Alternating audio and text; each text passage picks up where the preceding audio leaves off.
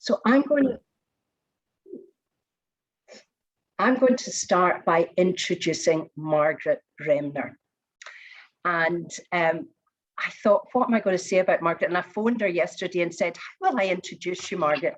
And she said, just tell them why it was you asked me to actually speak at this session, at this event. And so I was thinking back to when I first knew Margaret was at school, believe it or not, at secondary school. She doesn't remember this. She was the year above me. And of course, you know, she didn't even notice I was there. But I knew she was there because even at that young age, I saw her as a very, very strong woman who was already speaking out against injustice. Even in her teenage years, that's what she was doing. And that's what she has continued to do throughout her life. And I admire her so much for doing that. And in particular, I admire her for her work and her campaigning against nuclear weapons. And I feel proud and privileged to be part of the group that she is in as we all campaign against nuclear weapons. So that's the kind of background. But also we know Margaret came to one of our mindfulness and writing sessions. So she knows what it's all about. She knows what we're doing here. And so she seemed like the ideal person to introduce this evening with her wonderful words. So I'm going to pass you over to Margaret, who will speak to us for about 10 minutes or so. And then, as I say, that will be followed by Bev leading some writing. So Margaret, over to you. Thank you, Adrienne, for such a warm and loving introduction. And thank you everyone for being here tonight. It's a great joy and honour to be with you. As Adrienne said, we know each other really through the Gairla Cortes, a non-violent direct action group campaigning against nuclear weapons. And I'm a member of several groups whose aim is basically to protest. Margaret Bremner, sorry, I've got Sheila, my partner's name, beside me. She was in the picture earlier. Sorry, Giovanna. So I belong to many groups that protest. We protest against the insanity and immorality of nuclear weapons,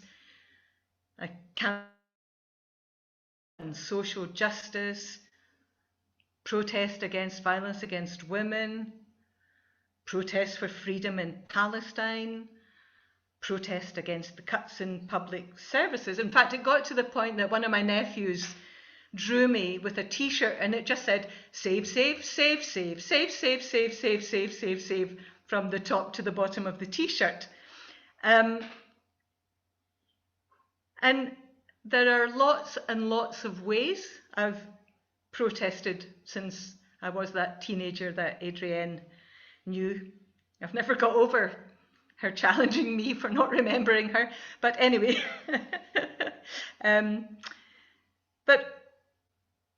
in these protest groups, I've written letters and sung songs and been on demonstrations and sometimes fasted, sometimes feasted, written on walls, cut down fences, planted bulbs, planted olive trees, and yes, even did synchronized swimming, but on dry land, mind you, to block the gates of the nuclear submarine base at Faslane.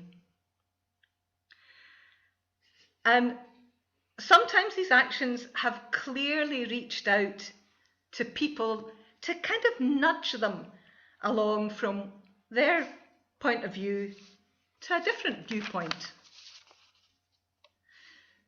Sometimes they have really just been a cry of rage or a cry of defiance. Sometimes it's been an attempt to expose the lies which prop up the whole destruction of nature that's done in the pursuit of so-called progress or for jobs, or for so-called defence, or development. And they're lies, and they need to be called out. And I've stood on the absolutely beautiful hillside at Coalport, near Helensburgh, in Scotland. Hills that have been hollowed out to house the Trident nuclear warheads that form the UK's nuclear defence.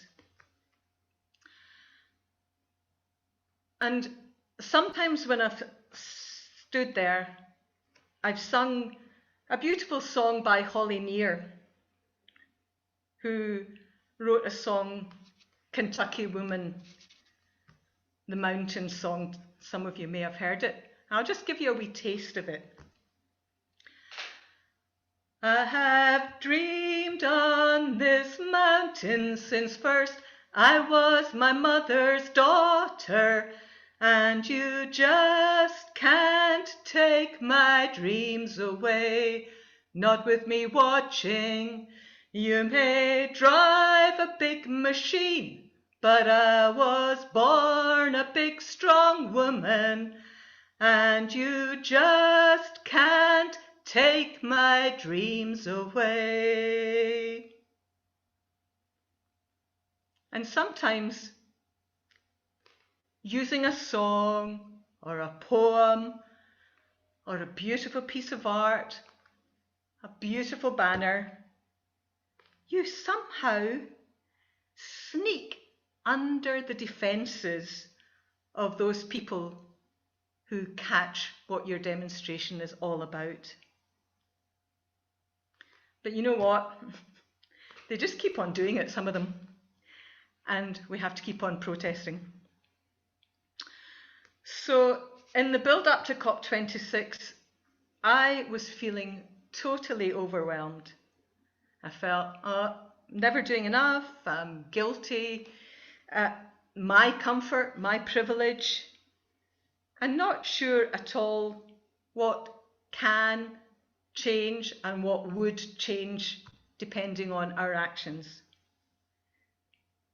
I found it easier sometimes just to take another dram than to actually sit with the sort of turmoil of emotions that I was feeling when COP26 was mentioned.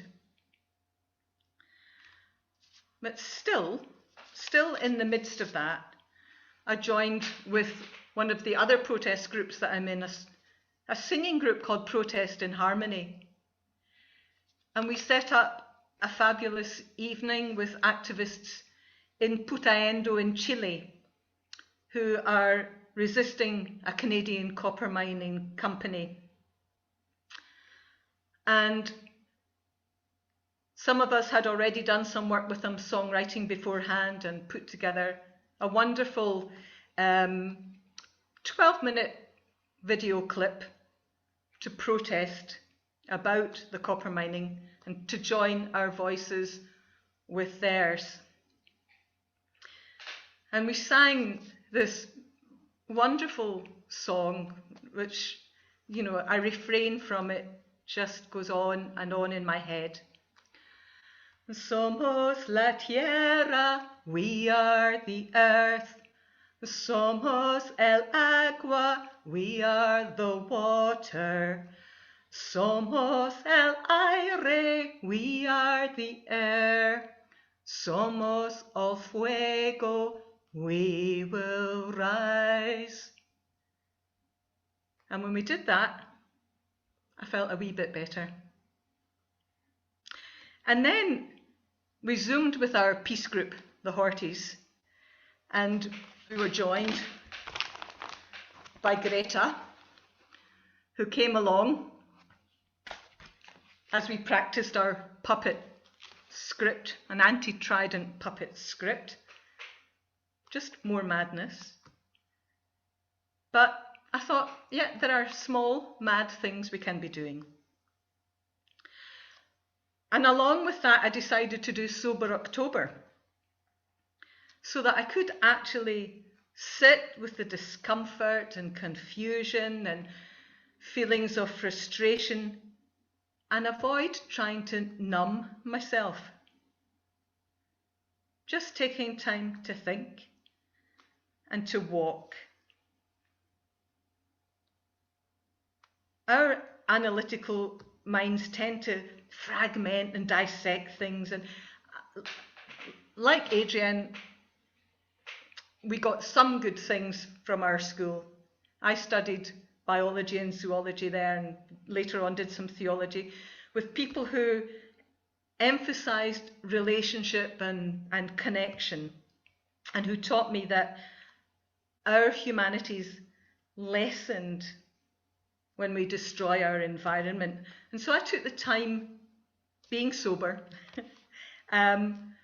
taking time to wonder at the beauty of autumn in Argyll, wet and golden and brown, and allowed myself to take some time to grieve at some of losses in my life, and just took time thinking about the importance of living now the way we want the future to be.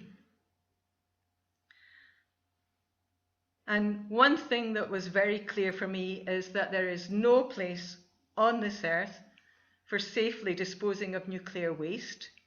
So I have to keep on resisting all things nuclear. And the other thing really was, we have to honour water, the earth, fire and air, and share them equitably if there's ever going to be a just and peaceful future. So, although I fear that the powers that be love holding on to the old myth that man has dominion over creation, I believe change is possible.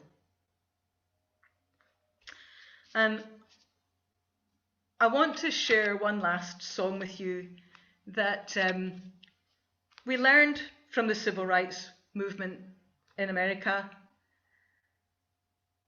And we've used it in many, many situations. If it wasn't for Zoom, I'd be asking you to all join in, but unfortunately you can't do it together. But you can sing it along with me, because I'm sure most of you will know it. Some of the Hawks can join you. Come on, Isabel and Joyce. It doesn't work on Zoom. Does it really not? Doesn't. Oh. No, I'm really sorry. It's just, but people will join in at home. It's a shame. It's one of the things that is so rotten about Zoom. Everything has good points to it, but this is the thing, you can't sing together because it just goes out of sync. But for me, that Adrienne was referring to that kind of fear and anxiety that there is just going around the streets and seeing armed police there. It's horrendous, and that is the reality for so many people all over the world. We're just not used to it in our backyard here.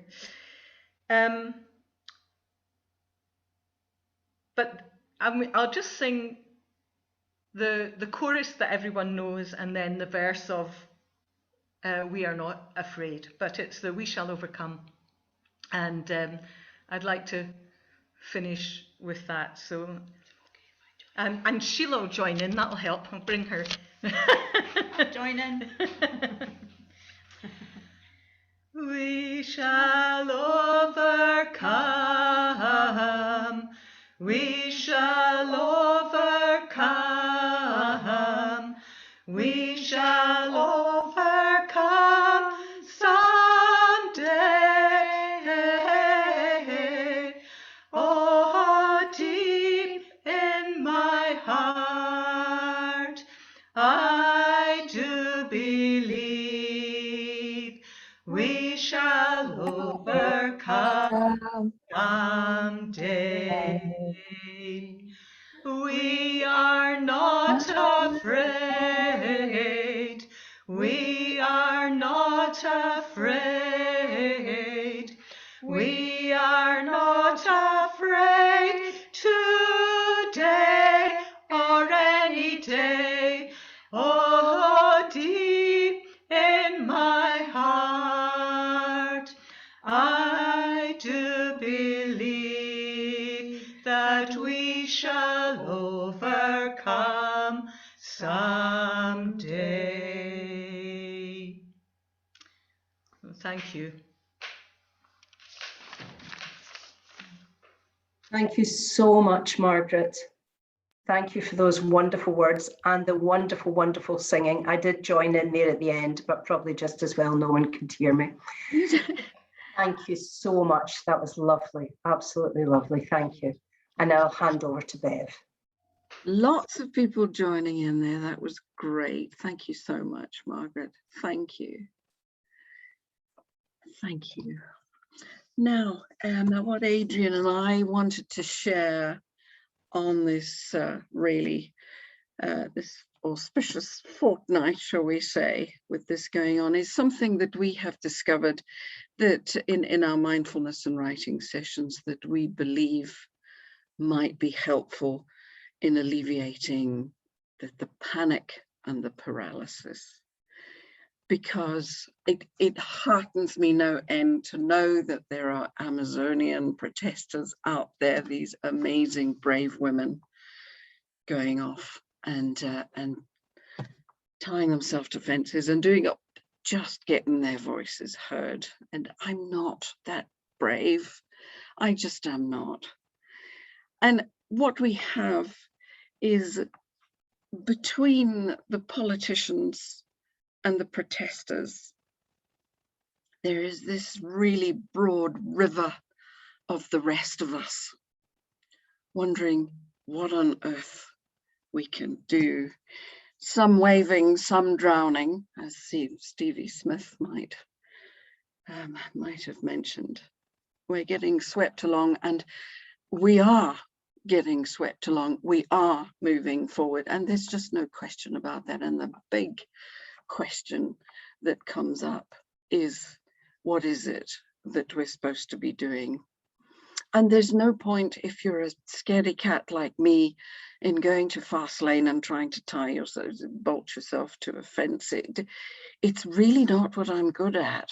So my job, I feel, is to go looking for that thing that I can do that would be a useful thing to do. And the exploration of the mindfulness and writing is a pursuit of that. There are individuals on this screen that have done things in extraordinary ways. I have a tiny, tiny little Isabel Gardner down there on the screen. That is our great niece, who's just 11 years old, and she has formed her very own eco group called ECT, Every Change Counts. And if we could just hold on to that,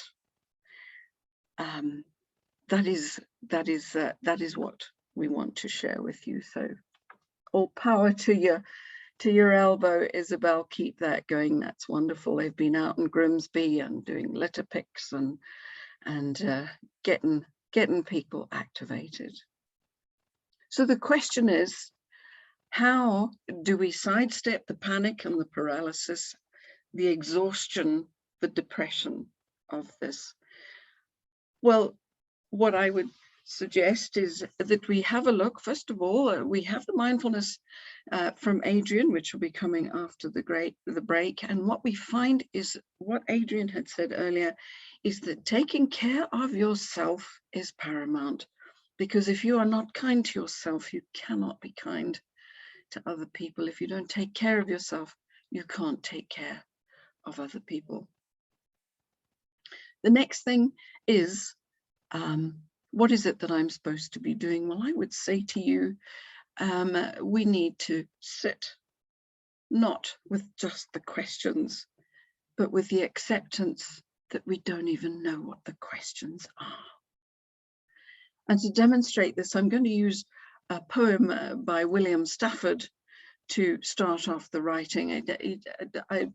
Those of you who've written with me before will know that I've developed my 4-step writing practice around his writing practice that he started when he was in prison as a conscientious objector. And the 4 steps are: number 1, doodling the date. Well, he just wrote the date, but I suggest you doodle it, and that gets the pen on the paper. It means that the pen is already moving. The fact that you're doodling the data is giving you permission to play and be creative. It's also quite useful in the middle of this pandemic to actually connect with the date, since I sometimes wonder what day it is.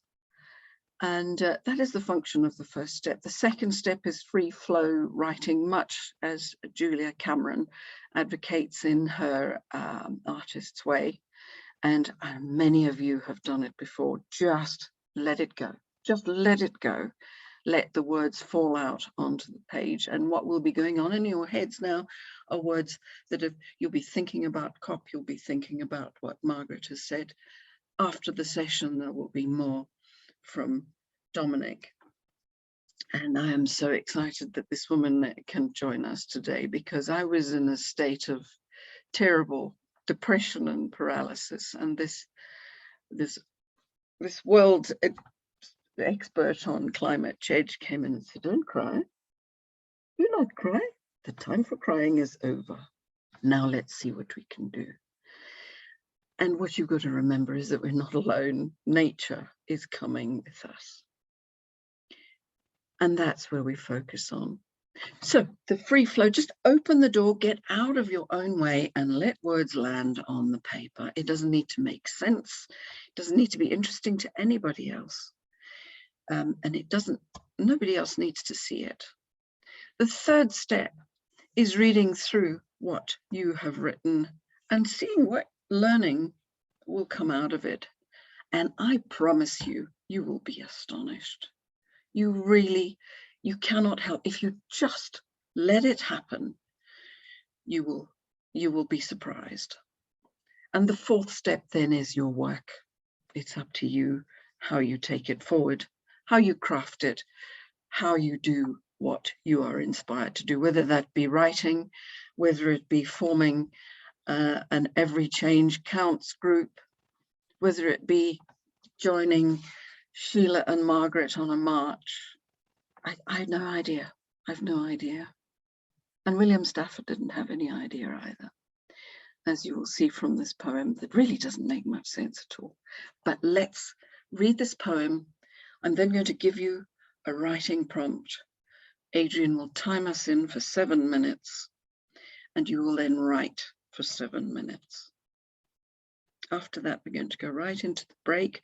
We're not having a sharing session in this one, but I'll invite you, if you have anything that comes out that you'd like to share, pop it in the chat, either during the break or at the end of the session.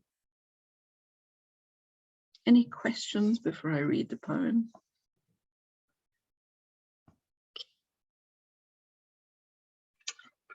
The poem is called Ask Me by William Stafford. Sometime when the river is ice, ask me mistakes I have made. Ask me whether what I have done is my life. Others have come in their slow way into my thought, and some have tried to help or to hurt. Ask me what difference their strongest love or hate has made. I will listen to what you say. You and I can turn and look at the silent river and wait. We know the current is there, hidden, and there are comings and goings from miles away that hold the stillness exactly before us. What the river says, that is what I say.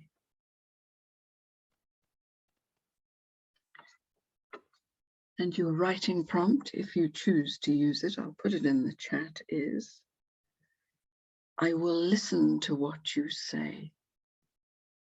Now, if you are inspired by another line and you want to use that, or if you have something else burling around your head, then you can use that as well. Okay. But Adrienne's going to time us in now, and we'll write together for 7 minutes.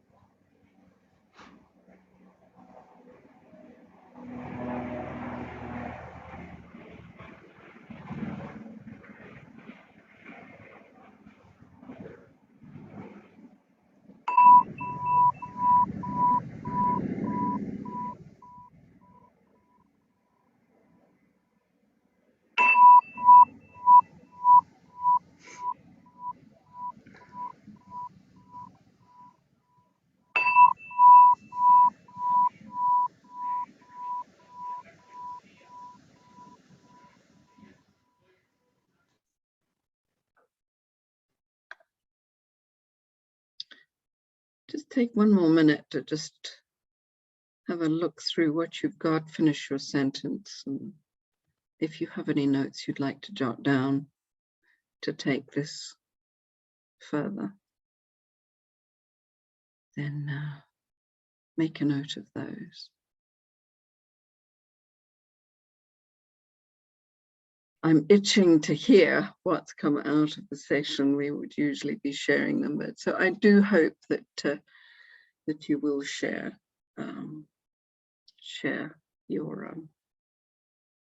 your nuggets for COP26. And with that, I think we're going to go right into the break, aren't we, Adrienne? Yes. Okay. Lisa, I think you need to leave us. Lovely to have had you on screen, though. That's great. And a belated welcome to Joe Gray, Liz, Hannah, and those of you I missed earlier on. Okay, so what are we doing? 15 minutes break, Adrienne? Are we still okay with that?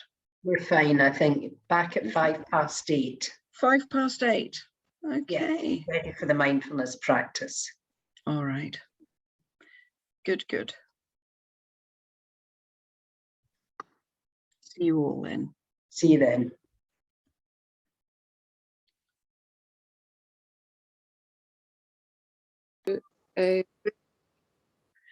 I've started the recording so we can catch that Odette and Sheila are just on the same mountain range, even though one's in South Africa.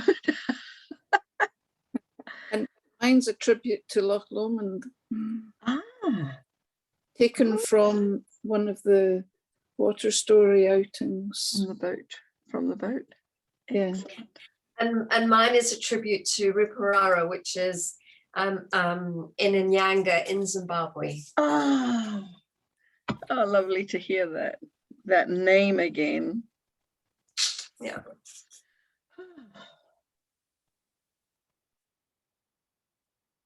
I bet Val's been there. Right. So we still have 26 people. How fantastic. Jessica, I have to say your cover photo is so engaging. I keep going to talk to the picture. What was that, Elaine? You live in IKEA. Say more. My son says that my rented flat in Seville looks like an IKEA showroom because everything in it comes from IKEA. Fabulous. And so you're in Seville? Yeah. Wow, fab. Yeah. Good. We can add that one to the list. The wonders of Zoom and Lapidus. Oh, fabulous. Yes. It's good. Well, we have a couple of oh no, Jane's there. Janie's there. And I think everybody's back, Adrienne. Lovely.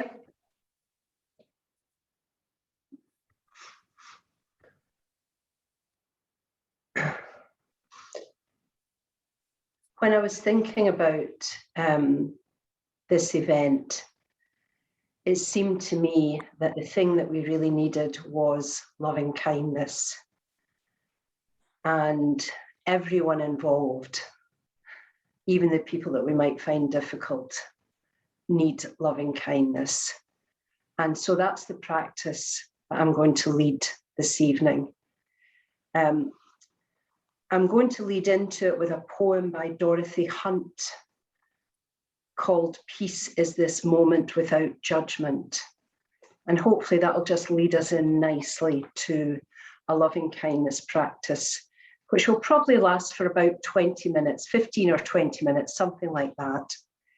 So I'll read the poem, and as I'm doing that, please just get yourselves settled, comfortable, switch your camera off if you would like to, lie down if you would like to, but just be comfortable and as relaxed as you can be, and I will take you through this loving kindness practice.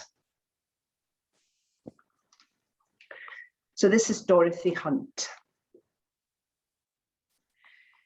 Do you think peace requires an end to war? Or tigers eating only vegetables? Does peace require an absence from your boss, your spouse, yourself? Do you think peace will come some other place than here, some other time than now, in some other heart than yours? Peace is this moment without judgment. That is all. This moment in the heart space where everything that is welcome. Peace is this moment without thinking that it should be some other way, that you should feel some other thing, that your life should unfold according to your plans. Peace is this moment without judgment, this moment in the heart space where everything that is welcome.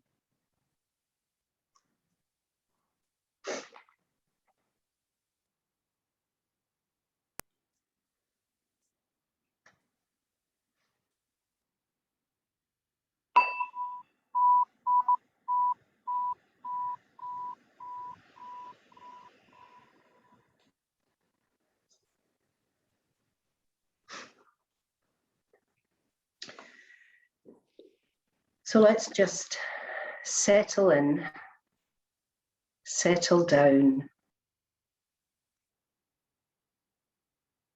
Allow ourselves to feel supported by the chair or the ground, whatever we're sitting or lying on.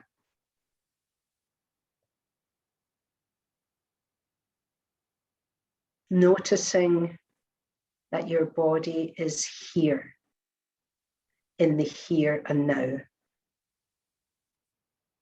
And letting your mind settle with your body.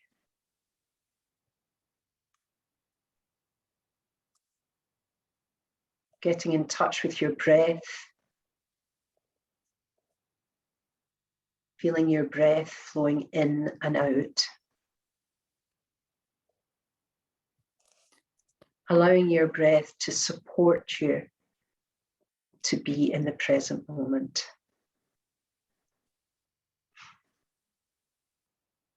Noticing where you really feel your breath in your body.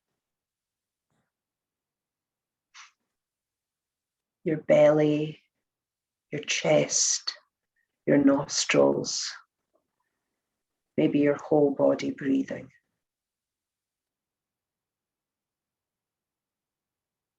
Allowing your breath to be a little deeper than it normally would be.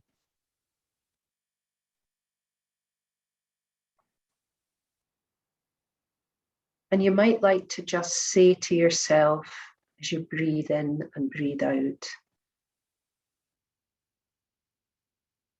breathing in peace, breathing out kindness.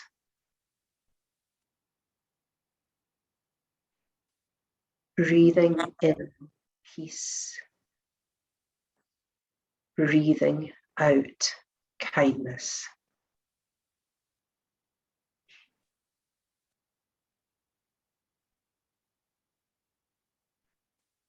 Just gently following your breath, coming in and going out.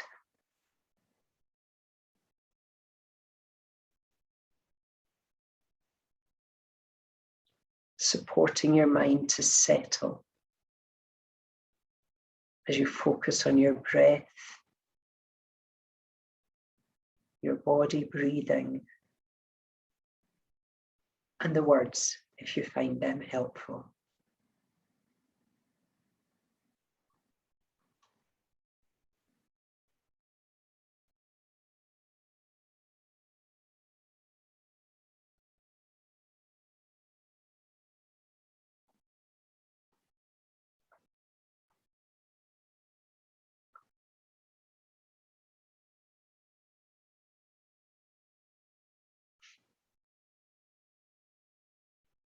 Don't worry when your mind goes wandering off.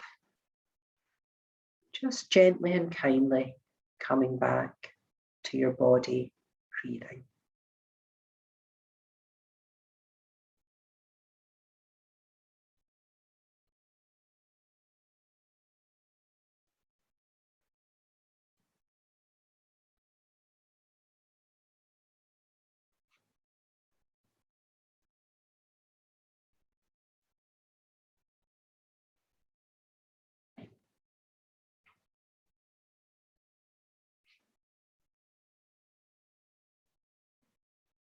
Breathing in peace.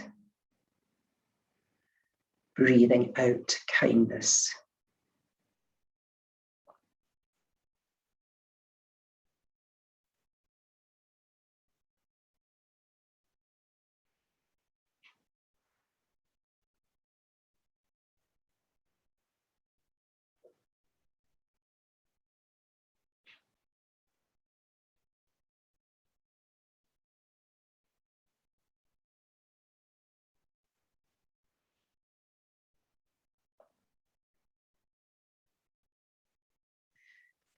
And then letting go of the words, allowing your breath to return to normal. And just taking a moment or two to check in with your body and how your body is feeling in this present moment. What emotions, feelings, sensations are you aware of in your body just now?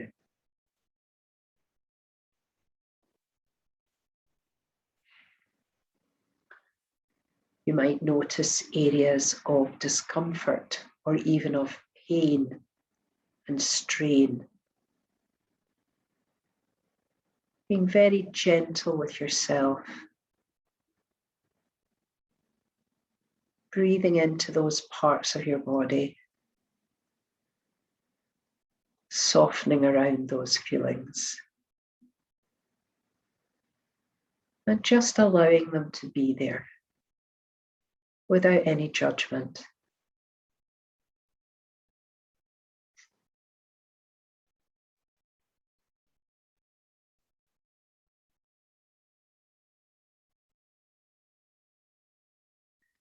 You might notice sensations of contact between your body and whatever you're sitting or lying on.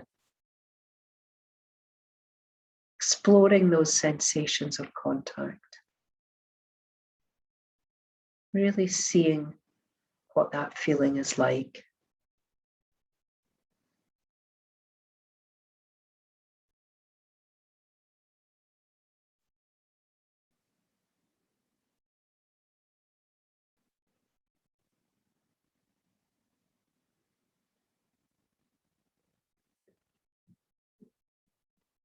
And then just allowing your body to be here.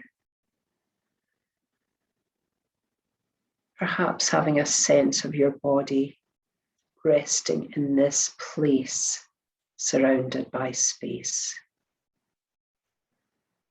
And allowing your mind to rest here with your body.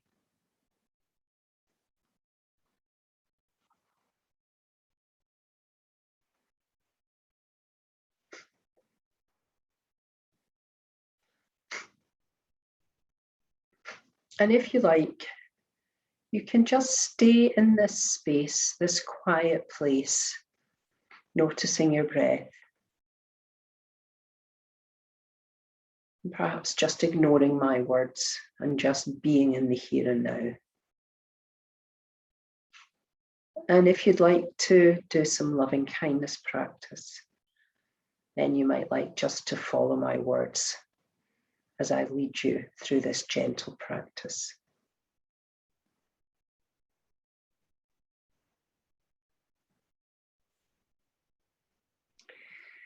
And we begin this practice by focusing on ourselves. And what we're doing here is we're saying some loving kindness phrases for ourselves. So I'll say them out loud, and you can say them out loud to yourself or just silently repeating them in your mind.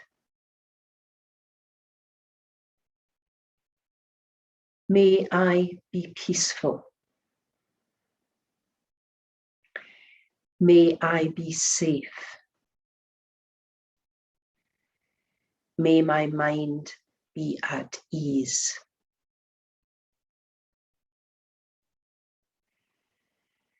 May I be peaceful. May I be safe. May my mind be at ease.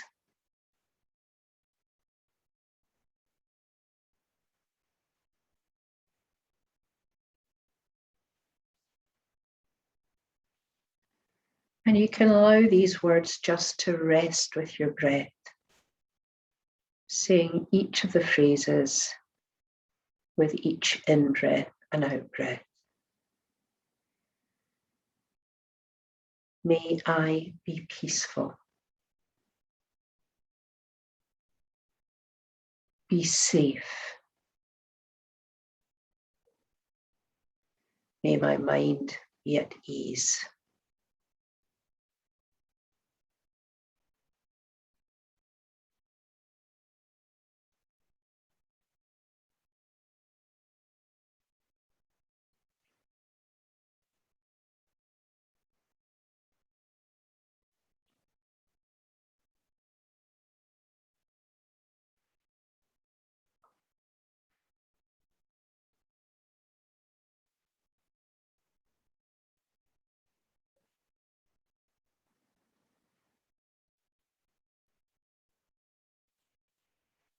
And then you might like to bring to mind someone you have feelings of gratitude towards. It may be someone that you've never met, or it may be someone very close to you, but someone who you feel a sense of gratitude towards. And you might like to say the loving kindness phrases for that person.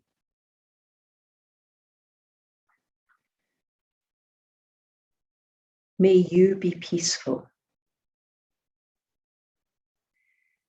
May you be safe. May your mind be at ease.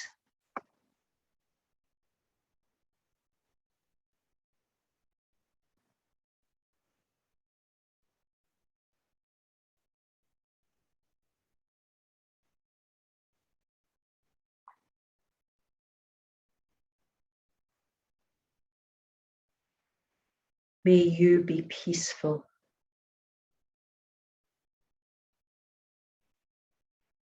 Be safe. May your mind be at ease.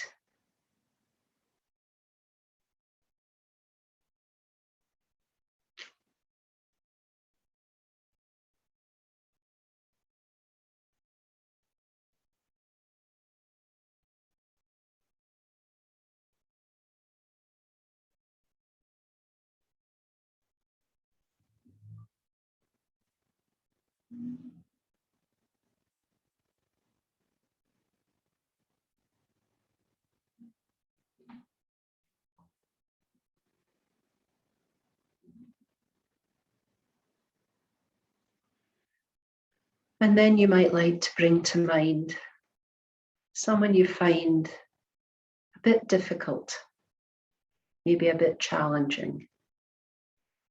Again, it could be somebody you know well, or maybe someone you've never met before, but you know of them. And we can still say the loving kindness phrases for this more difficult person.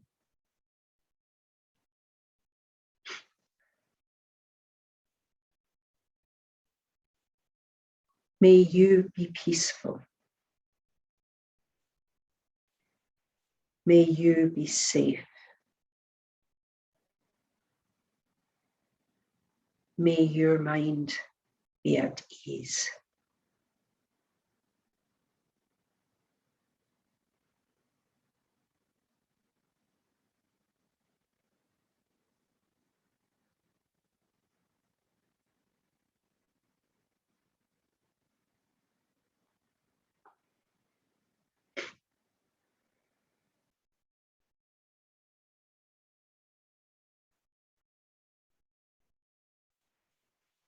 May you be peaceful.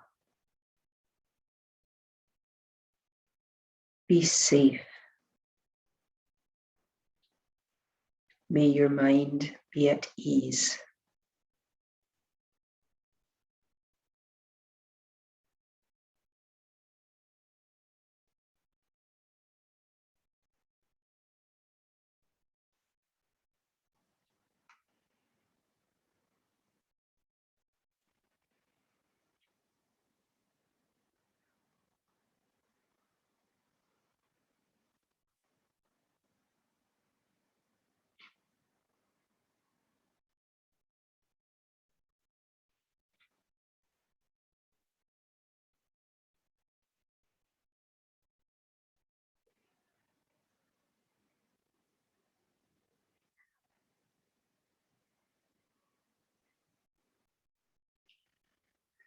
And now you might like to think about all the decision makers who are here for COP26,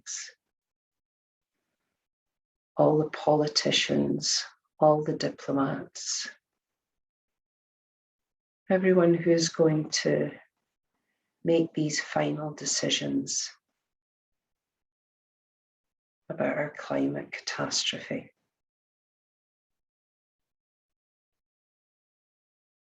And for them, we can say our loving kindness phrases.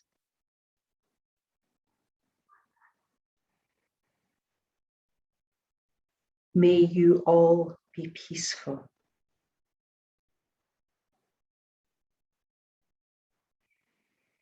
May you all be safe.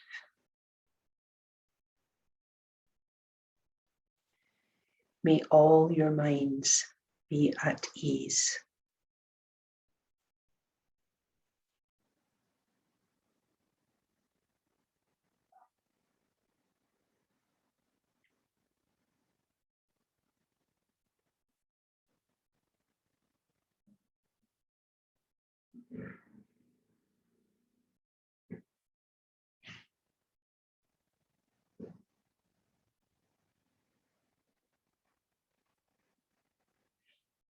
May you all be peaceful.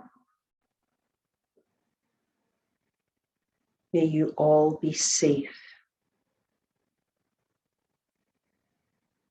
May all your minds be at ease.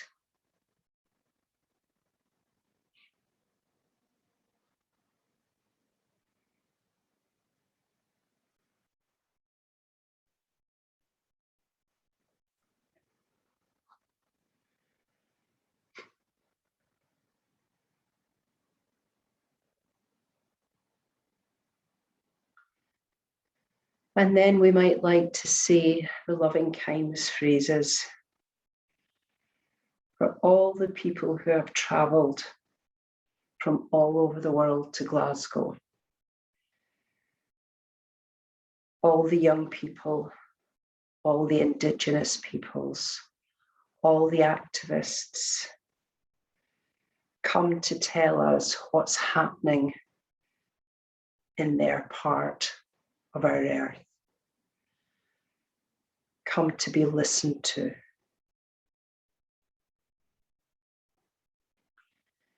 May you all be peaceful.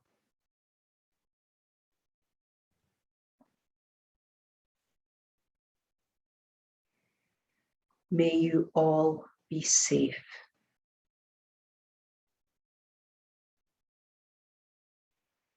May all your minds be at ease.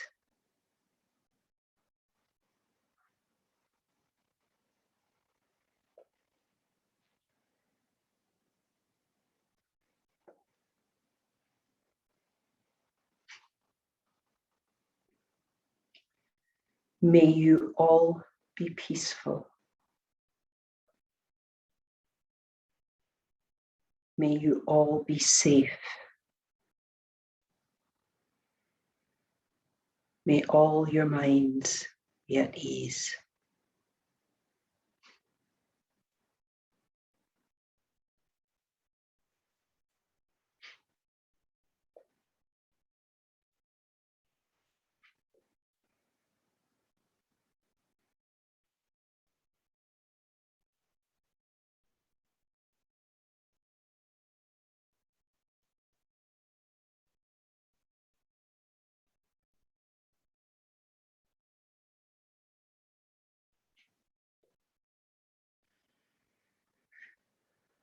And as we come to the end of this practice,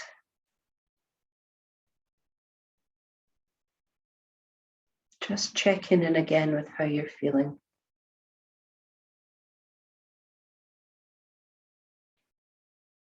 Checking in with your body. Noticing the feelings and emotions and sensations that are there.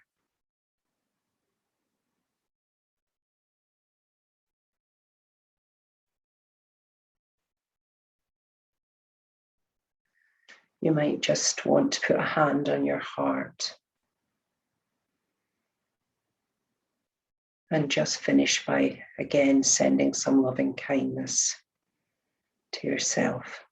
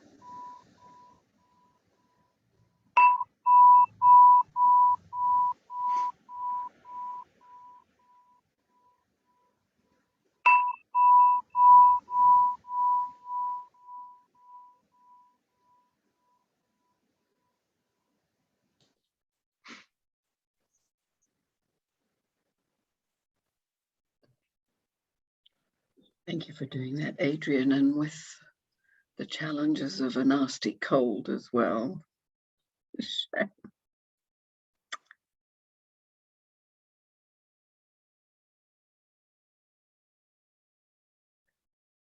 Well, now we're moving into the final section. Is everybody awake? Anybody gone to sleep? How are you coping, Kath Higgins? It's getting a bit late for you there, isn't it? Well done. Well done.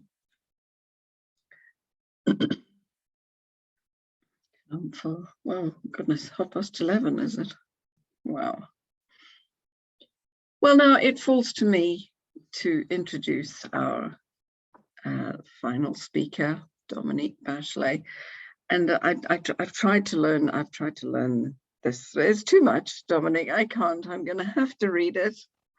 Dominique, who has been working as an ecologist for 40 years, both as a teacher and as work.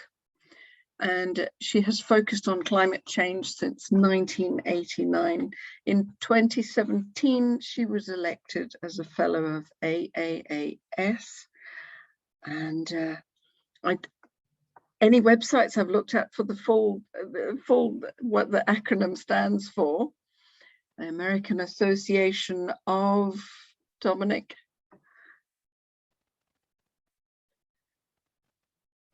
Oh, you're on mute there. But what I did notice is when I was looking through this, she's in the company of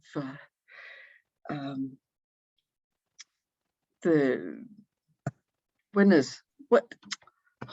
Nobel winners. It is so aerated. It's well beyond me. But and this was in recognition of her climate change science contribution. And then right at the end of the bio, the thing that is making her heart sing, I think, at the moment, is that she is also an artist. And she's working on an exhibition at the moment called Artivism, as opposed to activism. And I do hope we're going to see some of your paintings tonight as well. But Dominique, I'm going to hand over to you, and we're doing well for time, so don't you be cutting anything short.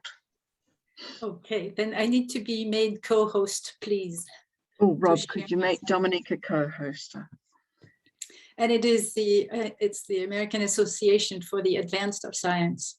Aha, thank you very much. There we go.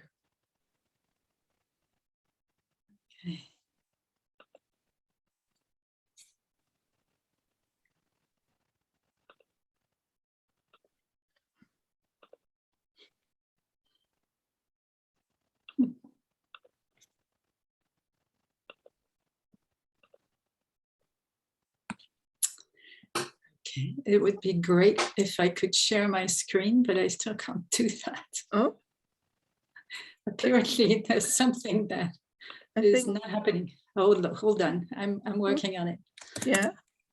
I think Rob's made you a co-host. Do you have to unco-host me, Rob?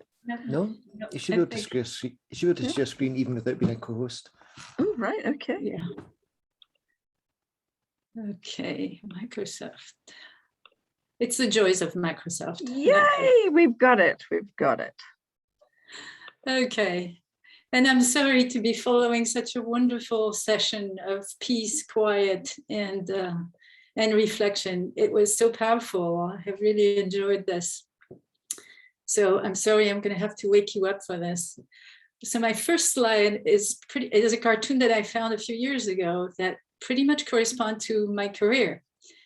And like Bev told you, in 1989, I started working on my first climate change project. And in 1990, it was the first report of the Intergovernmental Panel for Climate Change. And so we really knew that climate change was going to be a problem. So we put a lot of effort to continue doing more research, finding more things. And in 1995, it was the second report for the IPCC. And I actually contributed as an author.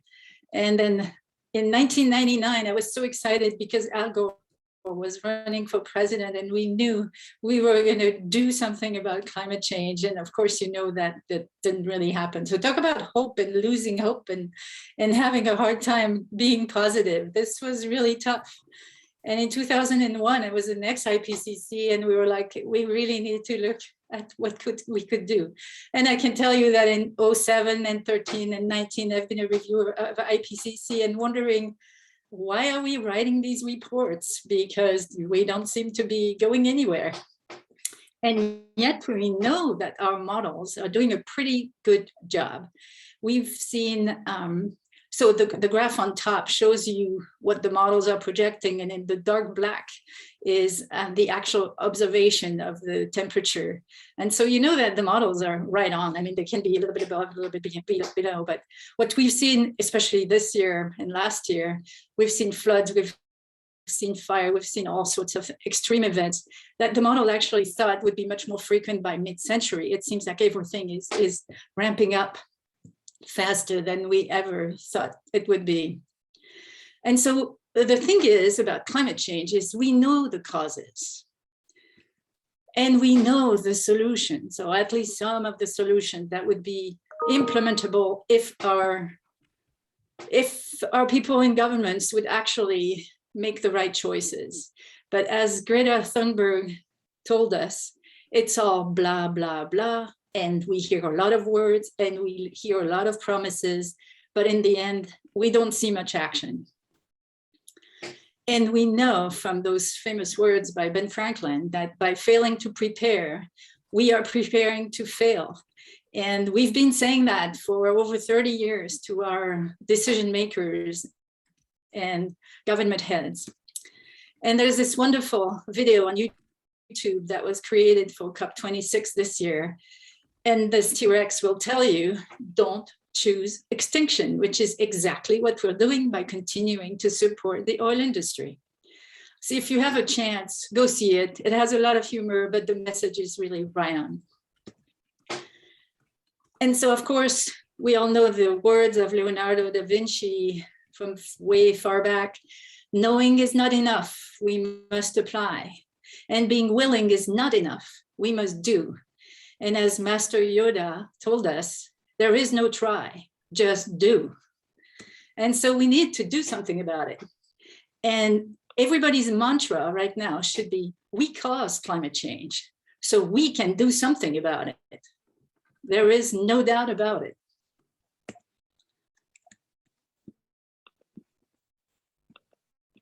And so I took one example today, because we don't have much time and you could let me talk for a couple hours. So I just took one example. This is agriculture. And agricultural production, supply chains, and consumption are responsible for about 20 to 37%, or 20 to 40% of the total human-caused greenhouse gas emissions around the world. And what can we do about it? we are like, we don't own a big farm, whatever. So I just want to show you an example of a young person who decided to take that problem in his hand. He found out that from 30 to 50% of all the food that is produced on this planet, it wasted. And if food waste was a country, it would be the third highest emitter of greenhouse gases after China and the United States, which means 8% of the global greenhouse gas emission. I mean, think about that. The third highest emitter of greenhouse gases is food being wasted. So in 2018, Matt Homewood, who lives in Denmark, launched an urban harvester on Instagram. So after dumpster diving in thousands of supermarket dumpsters in Copenhagen, he posted all these wonderful photos on Instagram. He pretty much raided the dumpsters of the major supermarkets in town and then laid everything out in his house and then took this beautiful artistic photo of all the food that was in the dumpster. And his mission is to end supermarket food waste in Denmark and beyond. And he started posting on Instagram and on LinkedIn. And he started to have a huge following. And it's happening now in Poland, in the rest of Scandinavia. And I saw the first post from the United States. Somebody has picked up on it and is starting to post. Shame the supermarkets, and they do something about it. He ended up talking with the minister the Prime Minister of Denmark, who actually is trying to change the legislation so that the due dates and the eat by are being changed. And so it's a small act, and because he's young and he's into social media, this is what he's trying to accomplish. And he's becoming very successful, which is really good news. And so if you are not into dumpster diving or using Instagram, another thing you can do is teach a child to raise the food that he or she wants to eat, or the parents need to cook at home. Support a teacher that actually creates gardens around the playgrounds. And we see here examples all around the world. This movement is really happening, and the teachers need support. I've had 2 sister-in-laws that were teachers in New Mexico, and they had to buy pencils for their students. So it's like, I love to give money to teachers who actually teach children what it is to actually plant. It teaches patience and it teaches wonder. When you see a little seed that suddenly develops and creates something. These are really important lessons for children, and anybody here can certainly teach a child or help a teacher to teach more than one child. And it's particularly important in urban areas. There's a movement of urban gardens all over the world also. Urban areas have always some spaces that are available, not used. And a lot of people now are developing these empty spaces to make gardens. And it gives pride to neighborhoods. And it really helps people look at green things growing and giving hope and happiness to the people who are actually doing this. So if you hear about an area close to where you live that could be grown, those community gardens are really important. And of course, what do we do at the larger scales as scientists? I'm giving you 2 examples. One of the things is the Dry Farming Institute that's really developed and helping farmers use less water, stop irrigating, and use different varieties that are actually growing well with less water. And then another set of colleagues of mine are creating these agrivoltaics areas. You put solar panels over crops in areas that are particularly hot and with intense solar radiation. And the shade actually prevents evaporation from the soil, keep the soil moist. And so you actually get high productivity in very hot areas, which is really interesting. I mean, to the point that if you put agrivoltaics in the desert, you actually see some of the animals going under the solar panels to avoid intense radiation. But for agriculture, it's now been shown that the productivity under those panels is actually higher than not under panels because the soil moisture is maintained longer. So what we really need is a change in culture, and that culture, that new culture, needs to demand the respect of our environment. So the oil industry makes more than $400 billion dollars a year making plastic. And as the demand for oil for cars and trucks is declining, industry is telling its shareholders that future profits will increasingly come from plastic. And it is already happening. They are making more plastic than selling oil. So we can do something about it. We can wean ourselves of disposable plastics, and it's already starting. In many areas, plastic bags have been banned. Plastic wrap is still used, and we should stop doing that. We need to get rid of disposable cutlery, and certainly straws, and straws have become illegal in certain areas now. And coffee cup lids. Every time I go to a coffee shop, I see people asking for a coffee cup lid made out of plastic. Even if you have a paper cup, don't use the coffee cup plastic lid. We should also stop buying water in plastic bottles. Each year, almost 20 billion plastic bottles are tossed in the trash. There's no reason for that to happen. And so every time you see somebody handing out plastic bottles for free in conferences, in buses, anywhere you see that, unless they are in dire straits, like after a tsunami where the area really doesn't have any clean water. For us privileged people, we should not buy anything in plastic. But more importantly, because you all write and you write well, put pressure on manufacturers, write a letter, send a tweet, give your money to a more sustainable competitor to really hurt the people who are not doing sustainable industry.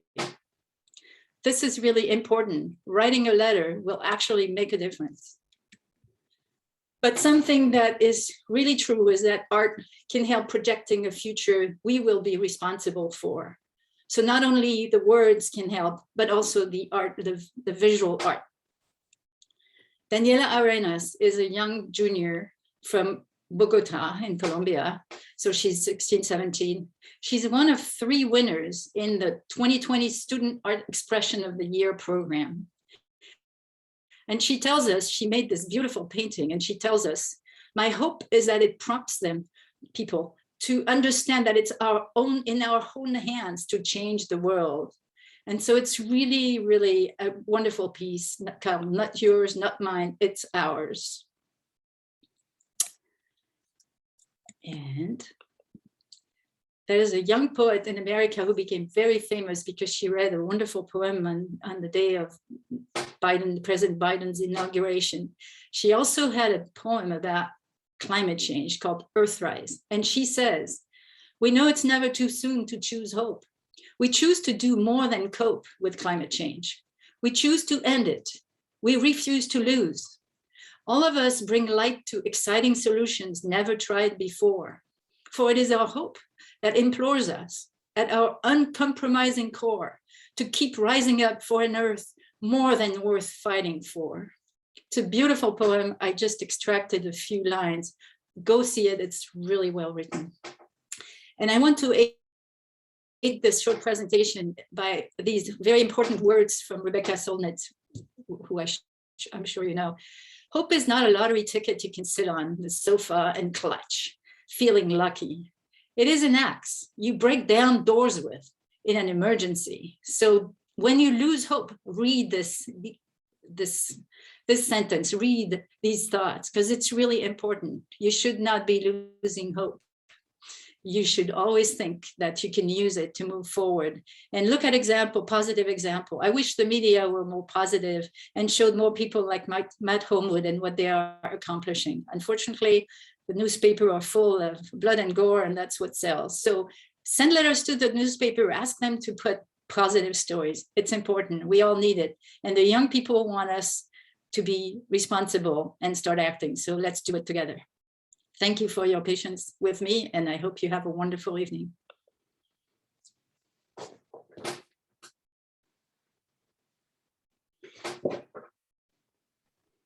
Dominique, thank you so much. You're welcome. That was all over too quickly. That was wonderful.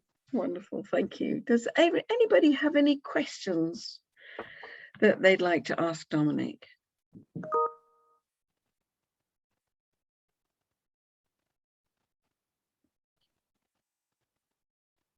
Comments are coming in.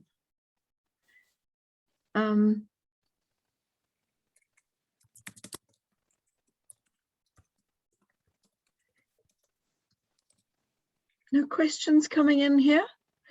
Good, good. Okay. Well, we still didn't see any of your art, Dominique. That's right. Are you able to share with us one of your paintings? Oh, one of my paintings. Oh boy. All right. Okay. While you're looking that out, I'm just going to have a look at the chat. I'm seeing some of these lines coming in.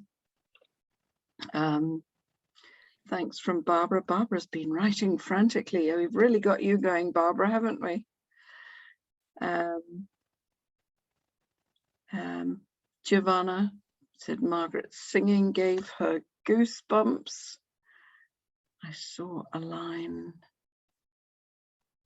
that I wanted to share with you. Here you are. Barbara's written, I will listen to what you say, even though I be distracted by sights and noises and the colours of distraction. My Glasgow daughter Liv Glad says, Mum, I love the land first and best. And I can see that. I see it when she sighs in green woody glade of trees and her shoulders exhale. And when she nurtures her wee woolly willow saplings for planting at Trees for Life in the Perngal. Oh, does she work for them? My eyes prick with tears when she says, I love the land. Oh, Barbara, thank you. Thank you. And Odette, you've shared a link with us. Can you tell us a little bit about that?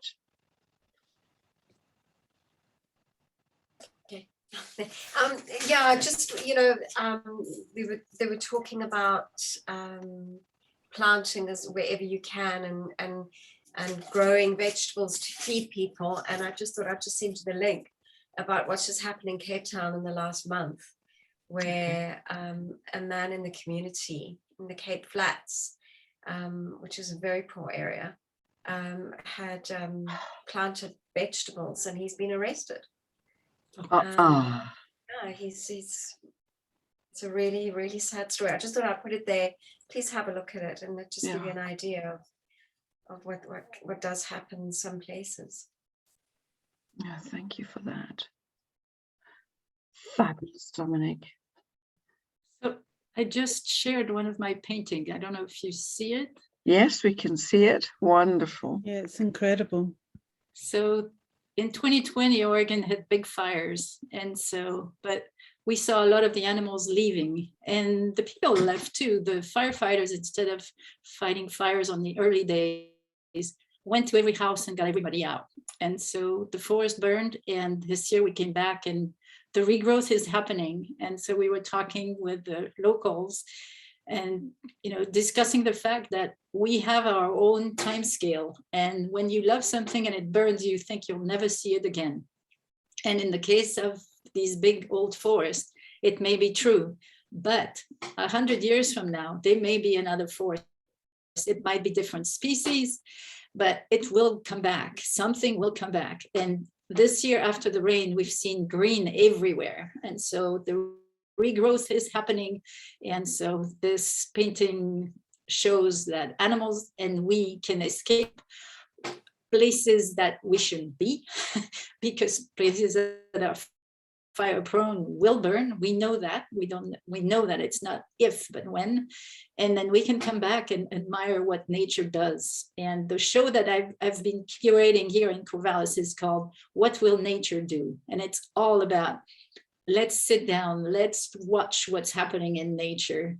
And several of the paintings actually show old trees. There's one of the trees that exist in, there's a lot of them that are in the United States that are over 1,500 years old. In Oregon, we have junipers that are over 1,500 years old. But there's also one in Utah that's an aspen. And the stems come and go, but the roots are over 15,000 years old. And some people think that it's older than that. So it's a clone and it keeps multiplying. And after 15,000 years, you can be sure that they've seen different climate. And so it's all about resilience. And so the show is about, don't think about yourself. Don't think that losing something is forever. It's like the earth is changing. You were born a baby, you're now an older person. You have changed. Why do you think the world is not going to change around you? So think about it and rejoice that nature can do something about it. I think you've just answered. There's a question's just come in from Francis there saying, after 40 years, what keeps you most hopeful? The young people. I have seen the young people rise in the streets, and I teach 2 classes on climate change. One is about using spatial data to inform decision, and the other one is food and climate change. And they're both online classes. They were online before the pandemic. And sometimes it's hard to get the students to interact. These classes have been very interactive because I ask for an assignment, also discussion. So I put out current journal articles for them, newspaper articles, and they are engaged and they want to do things. And sometimes I have to kind of make them slow down, because as soon as they read about food and climate change, they all want to become vegan. And I'm like, okay, everything in moderation. It's like, we have farmers close to here who do a good job, raising cows, and they are very sustainable ag organizations. And so it's like, before you make drastic decision, just sit down, think, and look around and understand what's going on, and don't blame everybody. Some of them are a lot more to blame than others. And so eating local and working with your local farmer is really important. And around here, a lot of the farmers, even if they're Republicans, even if they don't think that we as humans have anything to do with climate change, they are stewards of the land. And just talking about that with them, telling them how to enrich the soil, not telling them, but showing them other farmers who have done this, who have kept from tilling, who have actually enhanced the carbon content in the soil. It shows them that it works. It shows them that they actually grow things even when it gets hot and dry. It gets them involved, it gets them engaged, and they do the right thing for us. And so you can never lose hope, because there's always something you can talk about with people that they really hang on to and will agree with you. I've done a lot of talks about wine and climate change. When you taste wine from different years, you know that the only thing that changes is the climate, because the grapes have been grown in the exact same place, the same label, same winery. So you know that climate is different. So there you go. So climate changes every year. And then you say, okay, it's getting warmer, and look at where the wine industry is going. England. We soon will all drink wine from England. It's just like the wine industry is responding. So if it's responding, why aren't all the industry responding? We know it's happening, and we know we can do something about it. So adaptation is a very good thing. Yeah. Well, I was very heartened by one of your videos that I watched online. It said you don't have to give up meat completely, but if you just eat it a few times a week, you're making a difference. So. A huge difference, yes. People who eat meat, 3 or 4 times a week, if they only eat meat 1 less time a week, that saves a huge amount of greenhouse gas emission, because the demand is not there. So at first you don't see anything, but if people stop asking for these types of food, then the people will produce less. I mean, they're about profit. If they have to throw it away, they won't produce it. So yeah, you can vote with your credit card, you can vote with your money, and by buying the right thing.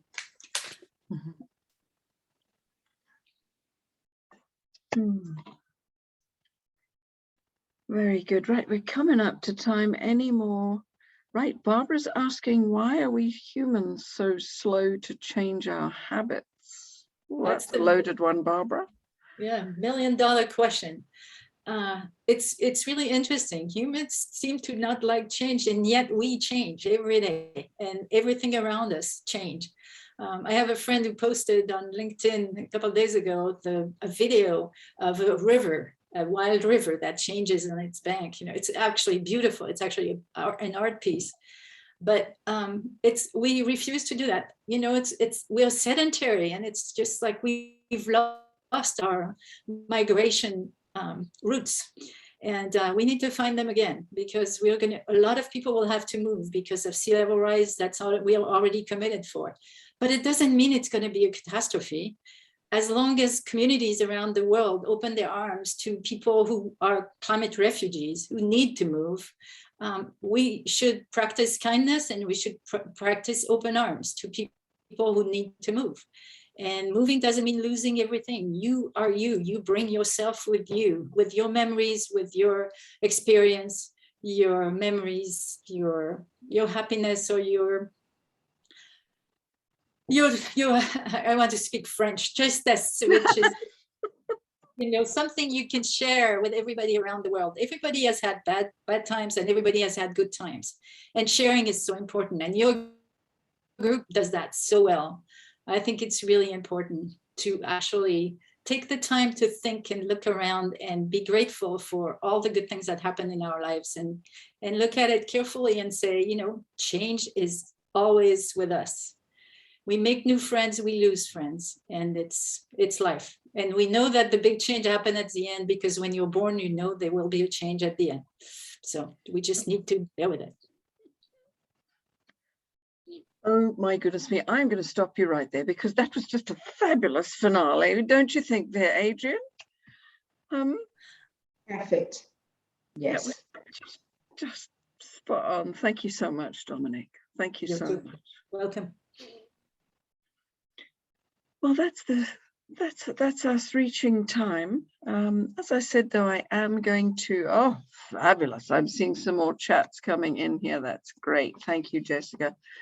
I'm going to leave the chat on for a while, and just let you all slip away, as some folk have already. But just want to say a huge thank you to all of you for joining with us, especially with the challenges of those links at the beginning of the night. Apologies, but a big learning curve, I think, Rob, for Lapidus. So you have contributed to that. And thank you, of course, to both of our speakers, Margaret and Dominique. Thank you so much. Adrienne? Yeah, thank you everyone for being here, for taking part, for joining in. Just fills me with hope for the next 2 weeks, which is great. Thank you very much, everyone.